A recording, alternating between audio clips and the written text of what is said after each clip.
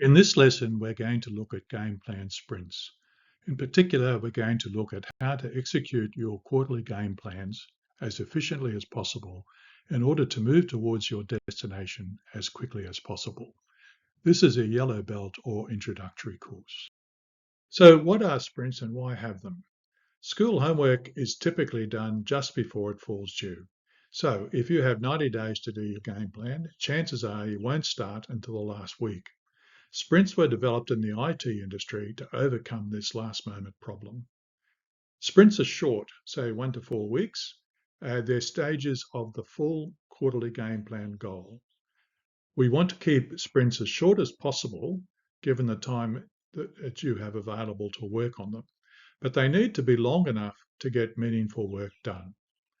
By pushing to finish the sprint in the time set, we get more done. We also find out faster if we're on the wrong track, and we can pivot before we lost too much time and resources. Hence the well-known fail fast mantra. Sprints have the same PDCA cycle as game plans. So what do we do in a sprint and when do we do it? It's fairly easy to list all the steps that are required to complete the quarterly game plan. This is what is known as your sprint backlog. The size of each step needs to fit within your chosen 1 to 4 week sprint period. The number of sprints that you can have in a quarter is given by 12 divided by the length of each sprint. So, for example, if you have 2-week sprints, it's 12 divided by 2 means you can have 6 sprints or 6 steps in your sprint backlog to finish the quarterly game plan. Having got this, we need to do a reality check that we've got enough time to complete the steps that are required for the quarterly game plan. If not, we need to resize either the quarterly goal or the sprints to fit and give us enough time to get the job done. A game plan might turn out to be impractical. For example, it turns out to be too expensive. We want to do any risky sprints first if possible. If we're going to fail, we want to fail fast to minimize the lost time and resources. Each sprint is a building block. Sprints are a stack of blocks eventuating in the completed game plan. So let's have a look at some examples of sprints. Say our quarterly game plan is to launch a social marketing scheme.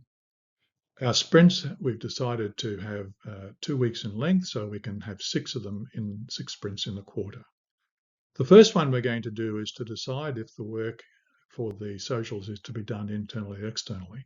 If it's external, it's expensive, and so it's risky. So we want to do that first to see whether we can afford it or whether we need to work internally. The second step we've chosen is to identify the software that we're going to use. There's a technical risk associated with software relating to both its expense and its complexity. So we need to satisfy ourselves that we can find the right software and that we can afford it. From now on, the steps are much lower in risk. So we've overcome the risky ones in the first 2 steps. So step number 3 is to identify what social channels suit our clientele. Then number 4, the sprint is to open accounts with these chosen socials. Sprint number 5 is to pilot test posting into those chosen social channels. And number 6 is to build work routines to streamline this process going forward. So now let's try some homework to practice how we manage game plan sprints. You should already have your quarterly game plan from the last lesson. So pause the video and practice your sprints.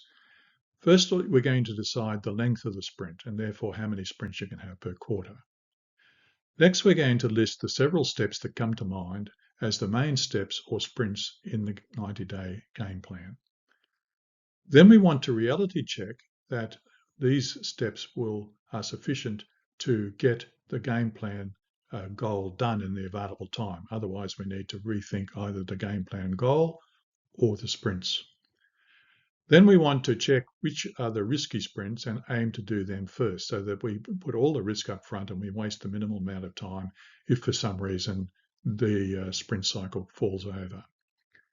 Now, if you found this process a bit of a challenge, you can learn more on how to do this and how to streamline it in the resources section of this lesson. So now let's wrap up this lesson.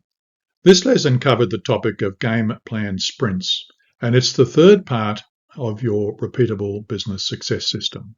It's designed to take you towards your quarterly game plan as quickly as possible, and your quarterly game plan is designed to take you to your destination as quickly as possible.